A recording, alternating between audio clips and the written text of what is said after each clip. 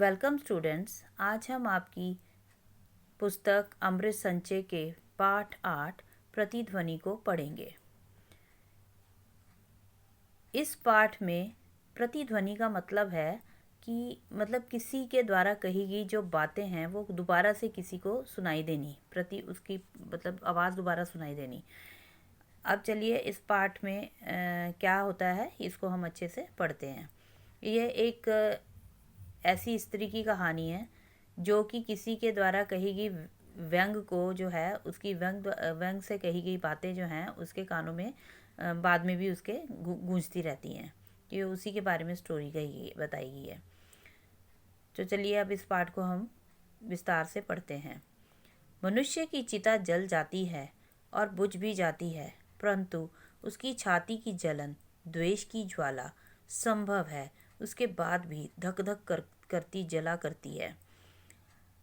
इस लाइन का मतलब ये है कि मनुष्य जो होता है जब उसकी मृत्यु हो जाती है तो उसकी चिता तो जल जाती है और वो बुझ भी जाती है, लेकिन अगर किसी भी मनुष्य के हृदय में, उसके मन में कोई जलन है किसी के प्रति या कोई द्वेष की भावना है किसी के प्रति, तो वो हो सकता है कि वो जो है वो धक धक करके हमेशा ही जलती रहे, वो कभी भी ना बुझे। मनुष्य की जो डेड बॉडी है उसको जलाने के बाद वो तो जल कर राख हो जाती है और बुझ भी जाती है, लेकिन जो किसी भी मनुष्य के मन में जो एक द्वेष की भावना होती है, जलन होती है, वो कि बुझाए पर भी नहीं बुझती है, वो हमेशा जलती रहती है। तारा के पति की मृत्यु होने पर सब लोग रो पीट रहे थे। तारा जो है वो एक गांव में रहने वाली एक स्त्री है जिसके पति की मृत्यु हो गई है और उसकी मृत्यु के समय जो है सभी लोग जो हैं वो रो पिट रहे हैं। तभी उसकी नंद तारा की जो सिस्टर इन लॉ होती है, तारा के पति की जो बहन होती है उसको नंद बोला जाता है।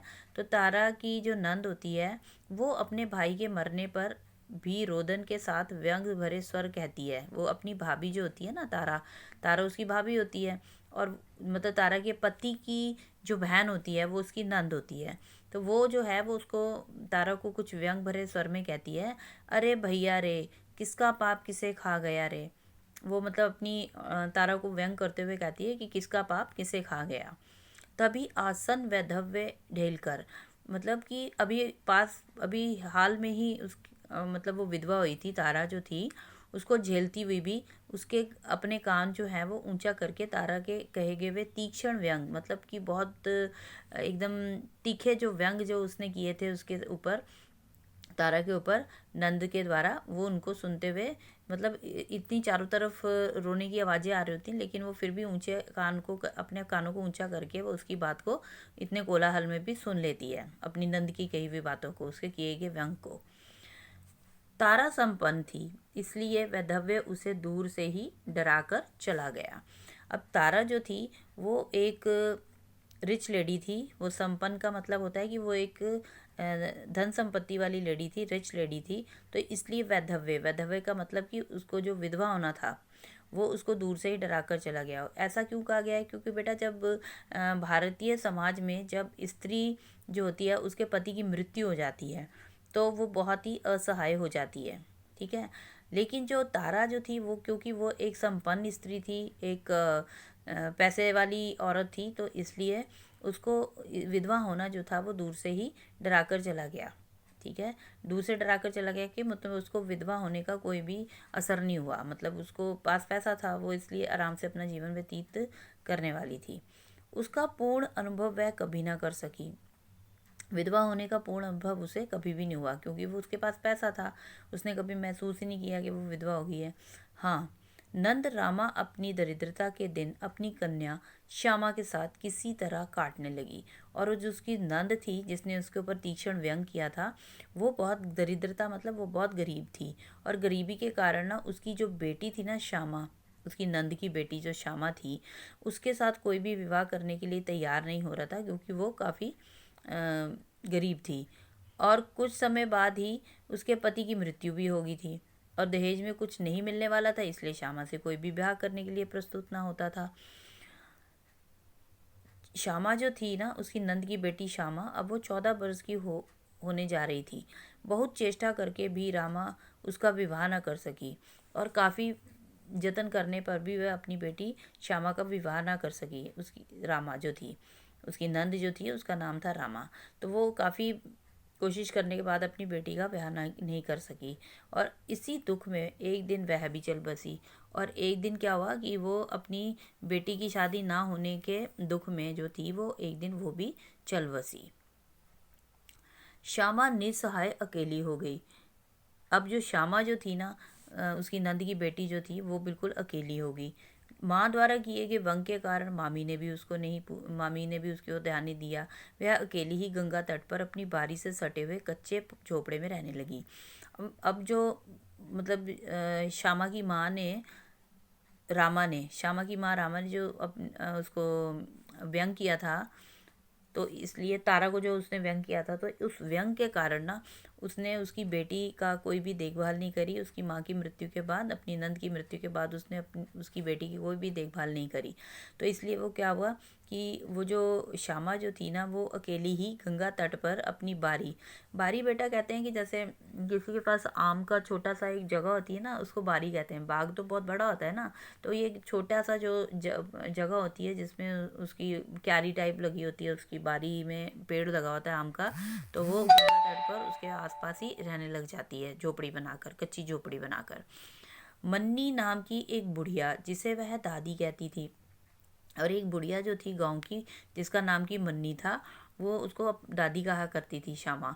तो वो उसके पास रात को आकर सो जाती थी और वह भी थोड़ा बहुत उसको खाने पीने का प्रबंध भी कर देती थी। और वह जो बुढ़िया थी ना, वही उसको खाने पीने का थोड़ा प्रबंध कर दिया करती थी। धीरे धीरे दरिद्रता के सब अवशिष्ट चिन्ह भी बिककर श्यामा के पेट में चले गए।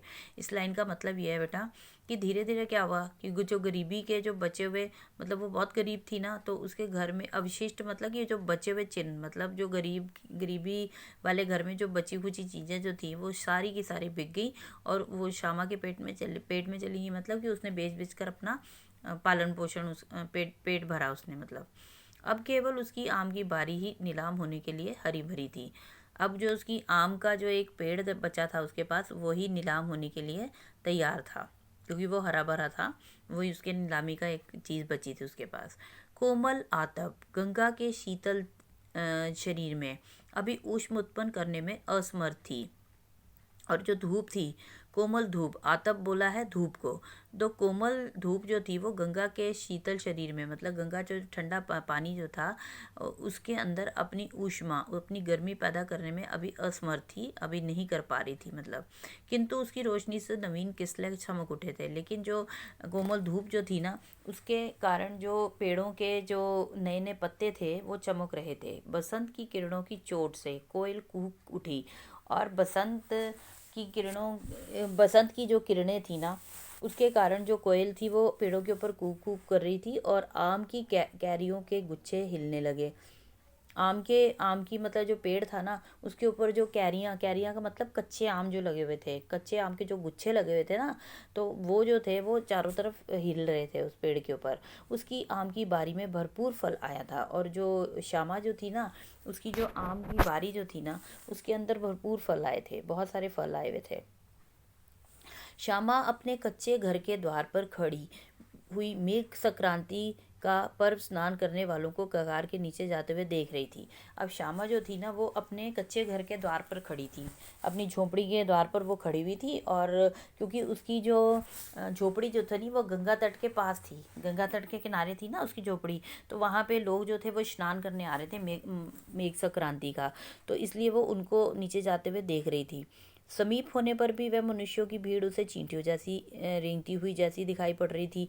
और उसकी जो झोपड़ी चीज थी वो बहुत पास थी गंगा तट के, लेकिन फिर भी वो मतलब अपने ख्यालों में खोई हुई थी। इसलिए उसको वो जो लोग जा रहे थे उतर उतर के सीढ़ियों से, तो वो उसको कैसे लग रहे थे, जैसे चींटियां रेंगती जा रही हों।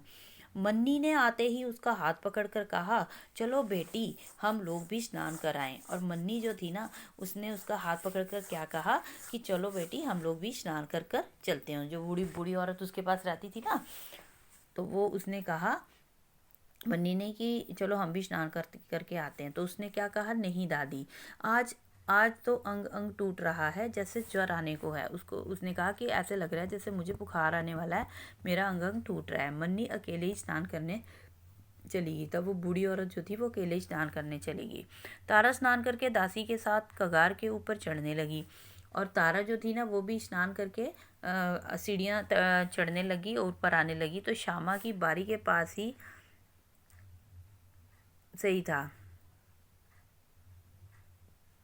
और वो कहाँ से निकल रही थी? श्यामा की बारी के पास से ही जाने का रास्ता था, और वहीं से उसने निकलना था।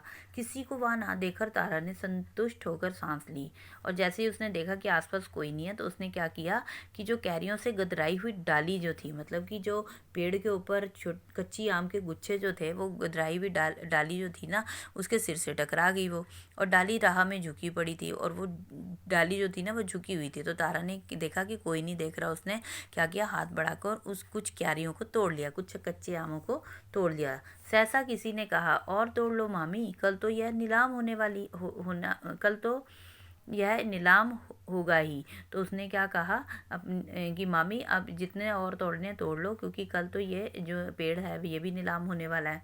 ठीक है, क्योंकि अब उसके पास बेटा पेट पालने के लिए कोई भी चीज़ नहीं बची थी, उसको अपना भोजन का इंतजाम करने के लिए कोई चीज़ नहीं बची थी। वो बहुत गरीब थी श्यामा, तो इसलिए अब तो ये पेड़ ही उसके पास बचा था जिसको उसने नीलाम करना था। श्यामा द्वारा साधारण रूप से कही गई बात भी तारा को चुभ गई। अब जो श्यामा जो थी ना, उसने तो एक इनोसेंट वे में ही उसको ये कहा था कि मामी और तोड़ लो, कल तो ये नीलाम होने वाली है बारी। तो लेकिन जो श्यामा जो वो लेकिन जो तारा थी ना, उसको ऐसे लगा कि जैसे उसने उसके ऊपर व्यंग किया है, उसने टोंट मारी है उसको। तो उसकी अग्नि बाण सी आंखें किसी को जला देने के लिए खोजने लगी, और उसकी जो तारा जो थी ना, उसकी अग्नि बाण सी आंखें, मतलब कि जैसे आग का बाण छोड़ा जाता है ना, तो वो किसी को घायल कर देता है, तो इसी तरह से उसकी आंखों की तुलना किससे की गई है? अग्नि बाण से, कि वो किसी को भी जला देने के लिए खोज रही थी।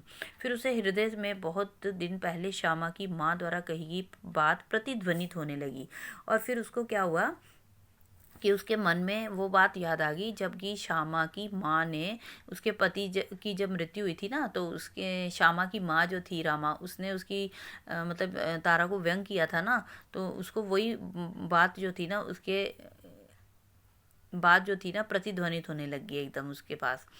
किसका पाप किसको खा गया, ये बात जो थी ना उसके कानों में फिर से गूंजने लगी, प्रतिध्वनित होने लगी। अब देखो बेटा, इसी प्रतिध्वनि का चैप्टर का नाम इसीलिए रखा गया है कि वही आवाज़ जो थी ना उसके नंद के द्वारा की हैगी, जो व्यंग व्यंग था ना, वो उसके कानों में प्रतिध्वनित होने लग गया। किसका पाप किसको खा गया? तारा चौंक उठी। उसने सोचा, रामा की कन्या व्यंग कर रही है, भीख लेने के लिए कह रही है। तारा होठ चबाती हुई वहाँ से चली गई। उसको मतलब अपनी इंसल्ट फील हुई कि इसने मुझे ऐसे क्यों कहा। उसने सोचा कि इसकी माँ ने भी मुझे व्यंग किया था, टोंट मारी थी, और अब ये भी मुझे टोंट मार रही है। व्यंग का मतलब होता है टोंट मारना किसी को। अगले दिन श्यामा की आम की बारी की नीलामी हुई। 1005 एक, और मतलब 1000 से शुरू हुई, 1005 एक से शुरू हुई, 1005 दो, 1005 रुपये 3, और ऐसे करते करते जो थी वो बोली 500 रुपये से शुरू होकर 1005 रुपये तक समाप्त हुई। मतलब 500 रुपये से बोली शुरू हुई उसकी नीलामी की, जो उसका आम का पेड़ था, और करते करते 1005 रुपये तक समाप्त हुई वो बोली हो गई। अमीना ने पूछा, नीलामी का चौथाई रुपया कौन देगा? अब जो उसकी जो बूढ़ी दादी थी ना, अमीन ने पूछा। अमीन जो था वह गांव का कोई वो था, मतलब सदस्य था वहाँ का कोई। तो उसने बोला कि अब नीलाम का चौथाई ही रुपया कौन दे जमा करेगा? तो एक गठीले युवक ने कहा। गठीले युवक मतलब कि जो शारीरिक रूप से सुदृढ़ था, ठीक है ना, शरीर जिसका सुदृढ़ था, मजबूत था, वो एकदम से बाहर आया और बोला कि चौथाई नहीं, कुल रुपए लीजिए। उसने कहा कि एक चौथाई नहीं देंगे, हम तो पूरे टोटल पूरे के पूरे पैसे दे देंगे। तारा के नाम की रसीद बना दीजिए। उसने क्या कहा कि तारा के नाम की रसीद बना दीजिए। यह कहकर उसने पूरा रुपया सामने रख दिया। उसने क्या कहा कि तारा के नाम की रसीद बना दो, यानी कि वो जो बारी थी ना वो उसने तारा ने ही खरीद ली थी। कहने का मतलब यह है। श्यामा एक आम के वृक्ष के नीचे चुपचाप बैठी रही और श्यामा जो थी ना वो चुपचाप ये सब कुछ देख रही थी। उसे और कुछ नहीं सुनाई पड़ता था, केवल डुगियों के साथ एक दो तीन की ध्वनि कानों में गूंज रही थी। अब वो बेचारी तो बहुत परेशान बैठी थी ना, उसको लग रहा था कि मेरा पेड़ जो था आम का वो भी नीलाम हो गया। तो उसके कानों में केवल एक दो तीन मतलब जो उसकी नीलामी की जो आवाज़ें आ रही थी ना, वो सब उसको उसके कानों में प्रतिध्वनित हो रही थी। एक समझदार मनुष्य ने कहा, चलो अच्छा ही हुआ तारा ने अनाथ लड़की के बैठने का ठिकाना तो बना रहने दिया, नहीं तो गंगा किनारे का घर और 3 बीघे की बारी 1,000 रुपये में ना। तारा ने बहुत अच्छा किया। वो कहते हैं कि मतलब इस मकान को तो किसने ही खरीदना था इतने पैसों में, क्योंकि ये गंगा के किनारे का मकान था। तो वो कहते हैं कि चलो अच्छा हुआ कि इसने इसकी जो मतलब उसकी मामी जो थी ना मतलब तारा, उसने खरीद लिया इसको, अच्छा किया उसने। बुढ़िया मन्नी ने कहा, भगवान जाने ठिकाना कहाँ होगा। तो बुढ़िया मन्नी जो होती है ना वो मन मन में सोचती है कि इसकी बारी तो बिक गई। तो वो कहती है भगवान जाने अब इसका कौन ठिकाना होगा इसका, श्यामा का। श्यामा चुपचाप सुनती रही। संध्या हो गई। जिन पक्षियों का उसी अमराई में नीड़ था उन पक्षियों का झुंड कलरव करता हुआ लौटने लगा। और जिन पक्षियों का जो अमराई में मतलब कि जो आम का वो जो पेड़ था उसके अंदर जिन्होंने अपने घोंसले बना रखे थे, वो पक्षी जो थे वो कलरव मतलब कोलाहल करते हुए वापस लौटने लगे। श्यामा चुपचाप बैठी रही। वह भूल गई कि रात गहराने लगी है। अब वो जो थी वो चुपचाप बैठी हुई थी और उसको ये भी नहीं पता चला, सोच मतलब इतनी परेशान बैठी थी, इतनी टेंशन में बैठी थी कि उसको इतना भी नहीं पता चला कि वो रात जो थी वो बहुत गहरी हो गई थी। मनी ने देखा बरसात की सी गीली चिता श्यामा की आंखों में जल रही है। मन्नी को साहस ना हुआ कि उसे अपने घर चलने के लिए कहे। उसने सोचा कि ठहर कर जाऊंगी तो इसे अपने घर लिवा ले जाऊंगी, परंतु जब तक वह लौट कर आई तो रजनी के अंधकार में बहुत खोजने पर भी श्यामा को ना पा सकी। तो बेटा ये थी इसकी सारी स्टोरी। अब इसमें आपको ये चीज़ दिखाई गई है कि किसी के ऊपर भी कोई भी व्यंग नहीं करना चाहिए, क्योंकि कई बार क्या होता है कि जेलस में आकर आप जब कभी किसी को कोई टोंट मारते हो तो वो टोंट जो है वो हमेशा ही किसी के मन को जलाती रहती है। मतलब वो जो ज्वाला है उसके मन में हमेशा ही धधकती रही उसके द्वारा किया गया जो व्यंग था ना वो मतलब उसकी चिता तो जल गई, वो तो मतलब मृत्यु हो गई, सब कुछ खत्म हो गया, लेकिन जो उसके द्वारा कही गई जो व्यंग था ना अपनी तारा को, अपनी भाभी को, वो जो था वो हमेशा ही जलता रहा और उसकी वजह से उसकी बेटी को भी सफ़र करना पड़ गया। अब देखो इसके शब्दार्थ देखो। आसन का मतलब समीप, वैधव्य का मतलब विधवा होना, अवशिष्ट का मतलब शेष, आतप का मतलब धूप, ऊष्मा का मतलब गर्मी, किसले का मतलब नए पत्ते, कैरी का मतलब कच्चा आम, पथ का मतलब रास्ता, गठीले का मतलब सुदृढ़ शरीर वाला। तो बेटा ये थे इसके शब्दार्थ। अब हम इसके क्वेश्चन आंसर्स को भी डिस्कस कर लेते हैं। मनुष्य की चिता जल जाती है और बुझ भी जाती है, परंतु द्वेष की ज्वाला उसके बाद भी धधकती रहती है। आशय स्पष्ट कीजिए। अब इन पंक्तियों का सेम वही उत्तर है कि मतलब कि जो मनुष्य है उसकी जो चिता है वो तो जलकर राख हो जाती है और बुझ भी जाती है। जब मनुष्य की मृत्यु हो जाती है तो उसका शरीर जो है वो जल जाता है और वो राख हो जाता है और ख़त्म हो जाता है सब कुछ। लेकिन जो द्वेष की ज्वाला है, जो किसी के कही गई किसी के प्रति जो कुछ हम व्यंग करते हैं तो वो जो है उसकी ज्वाला जो है उसके बाद भी धधकती रहती है, यानी कि वो मर जाता है। लेकिन अगर किसी को उसने किसी कारणवश कोई गुस्से में आके कुछ उल्टा सीधा कहा है, किसी को व्यंग किया है, तो वो ज्वाला जो है वो हमेशा धधकती रहती है, उसके बाद भी वह झधकती रहती है। जैसा कि इस पाठ में हुआ कि वो जो थी